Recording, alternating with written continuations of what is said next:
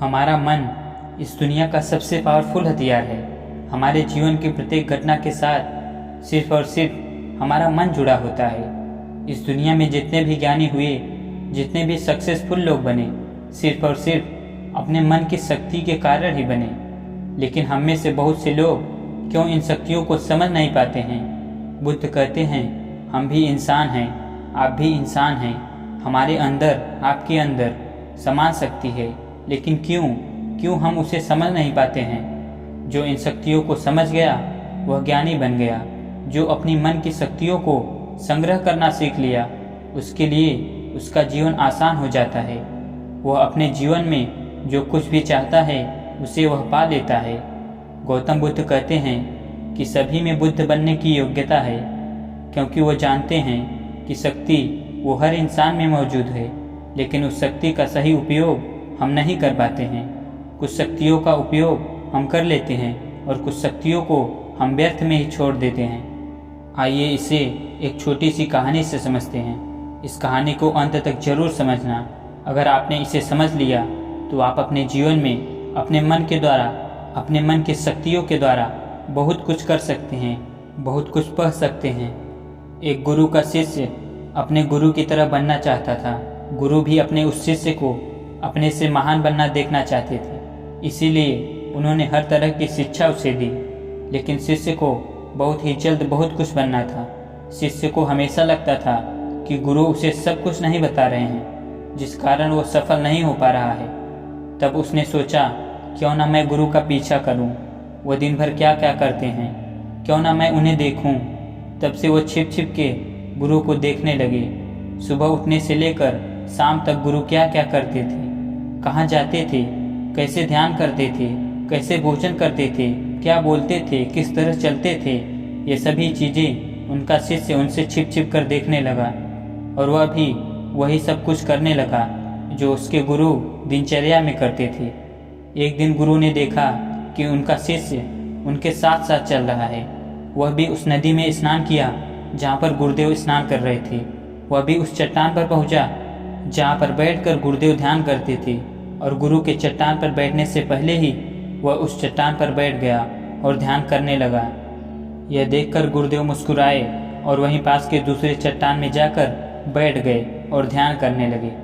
शिष्य ने सोचा कि गुरुदेव कुछ कहेंगे, लेकिन किसी की आवाज़ ना आते देख उसने अपने आंखें खोलकर देखा। फिर उसने सोचा कि शायद गुरुदेव महीने में किसी एक दिन उस दूसरे चट्टान पर बैठकर ध्यान करते हैं। शिष्य की यह हरकतों को देखकर गुरु को पता चल गया था कि उनका शिष्य उनकी तरह बनने के लिए उनका नकल कर रहा है। तब एक दिन गुरु एक पेड़ के डाल पर बैठकर सो गए। शिष्य ने सोचा, शायद रात में पेड़ के डाल पर सोने से कुछ प्रभाव पड़ता होगा, इसीलिए गुरुदेव वहाँ पर सोए हैं। और वह भी उसी पेड़ के दूसरी डाल पर जाकर सो गया। रात को कुछ गिरने की आवाज़ आई। आवाज़ सुनकर गुरुदेव की आंखें खुली तो उन्होंने देखा कि नीचे जमीन पर उनका शिष्य गिरा हुआ है और वह चिल्ला रहा है। उन्होंने शिष्य को उठाया और कहा कि जब भी बिना तुम सोचे समझे किसी दूसरे के राह पर चलते हो या उसकी नकल करने की कोशिश करते हो, तब तुम ऐसे ही गिरोगे जैसे आज गिरे हो। शिष्य ने कहा, गुरुदेव मैं तो सिर्फ आपकी तरह बनने की कोशिश कर रहा था। गुरु ने कहा कि अगर तुम बंदर की तरह नकल करने लगोगे तो हो सकता है कि बहुत प्रयासों के बाद हर काम करने लगो जो बंदर करते हैं, पर क्या इंसान होने के बावजूद बंदर होना उचित होगा? शिष्य ने कहा, नहीं गुरुदेव, इंसान बनना ही ज़्यादा उचित है। लेकिन गुरुदेव, मैं अपने मकसद में कैसे सफल बन सकता हूँ? मैं कैसे अपने आप को जान सकता हूँ, पहचान सकता हूँ? मैं तो बस यह देख रहा था कि आप क्या करते हैं, शायद उससे मुझे कोई रास्ता मिल जाए। गुरु ने कहा, जिस प्रकार शरीर को चलाने के लिए भोजन की आवश्यकता होती है, भोजन अगर शुद्ध है तो शरीर में शक्ति शुद्ध होती है। हमारा शरीर स्वस्थ रहता है, शक्तिशाली रहता है, बलवान रहता है। उस शरीर से जो भी कार्य करना चाहो तुम करवा सकते हो। लेकिन अगर तुम खराब और बासी भोजन खाओगे तो क्या होगा? शिष्य ने कहा, शरीर की शक्ति खत्म हो जाएगी, हमारा शरीर बीमार पड़ जाएगा। फिर गुरु ने कहा, इसी तरह हमारे पास मन की शक्ति होती है।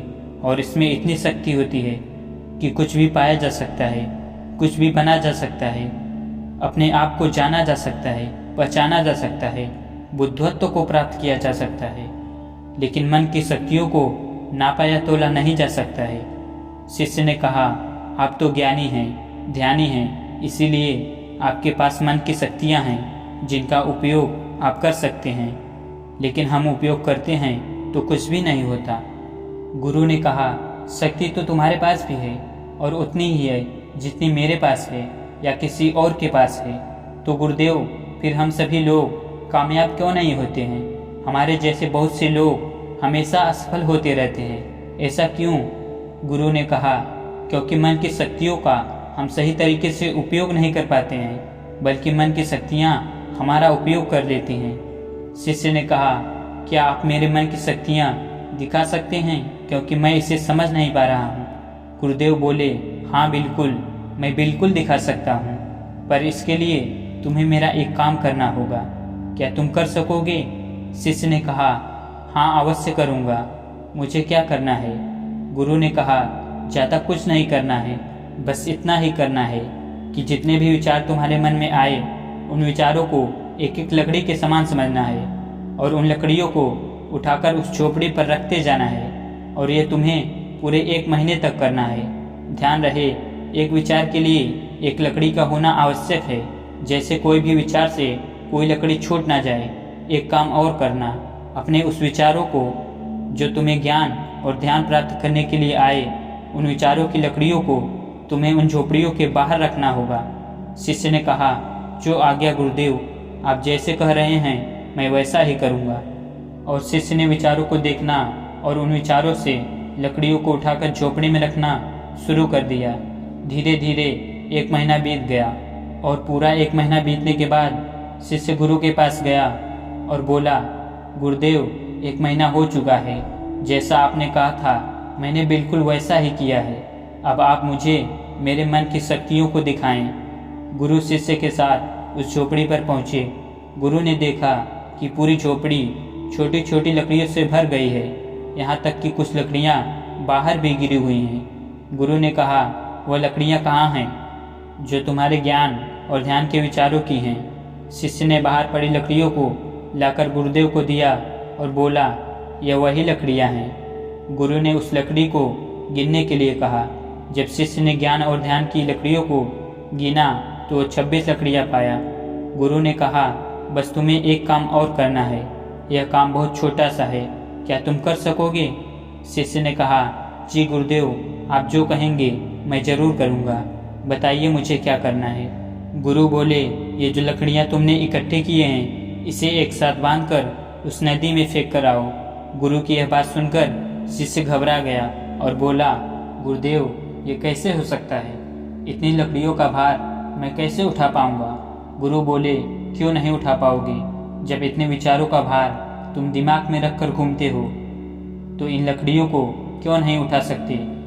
शिष्य ने कहा, लेकिन गुरुदेव, विचारों में तो वजन नहीं होता। गुरु बोले, विचारों में भी वजन होता है।